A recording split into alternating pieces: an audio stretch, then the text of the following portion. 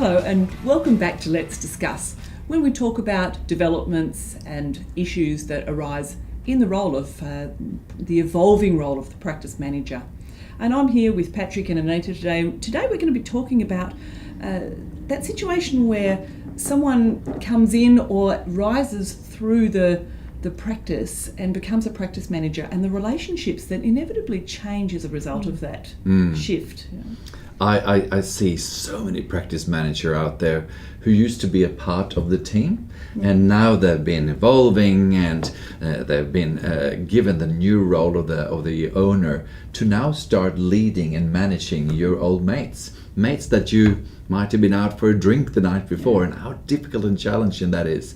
And when I meet teams like that, I normally talk about the two hats. Sometimes they wear the hat of, I'm now your manager, and they say that out loud. I'm now your manager, and sometimes I take that hat off, and now I'm your friend. I'm using a different hat.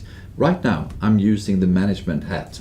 And it just gives a very clear indication to the team member that my role has changed. Yeah. And with that wearing that hat, I know that can be the one you have to put on when your friend, who you've been drinking with the night before or just going out, is that what if they're not performing and we need to give some feedback as the practice manager? Tricky. I definitely need to put the hat on that I'm still your friend, but I'm now wearing the manager hat, and I need to discuss that with you. And not just to remind them, but I think also to remind yourself, 100%. because a lot of the time in these relationships, it's not just the response of the other person, but to ask, where is that response coming from?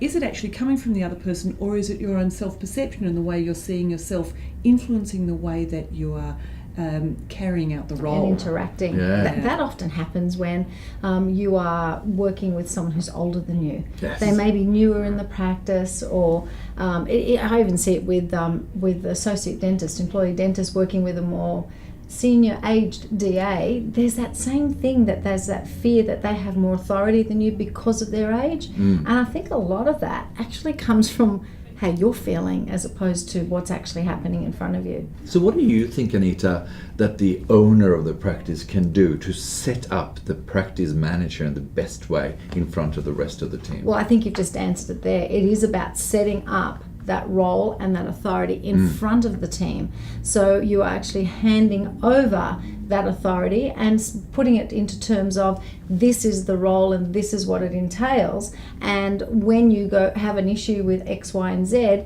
it is Patrick you go to be able to do that, and he will be able to support you through that process. Important. And I think that also shows an alignment in the leadership of 100%. the practice. The alignment between the leadership team can really make a difference when it is formally handed over and formally done in front of the team. So, what's your experience been?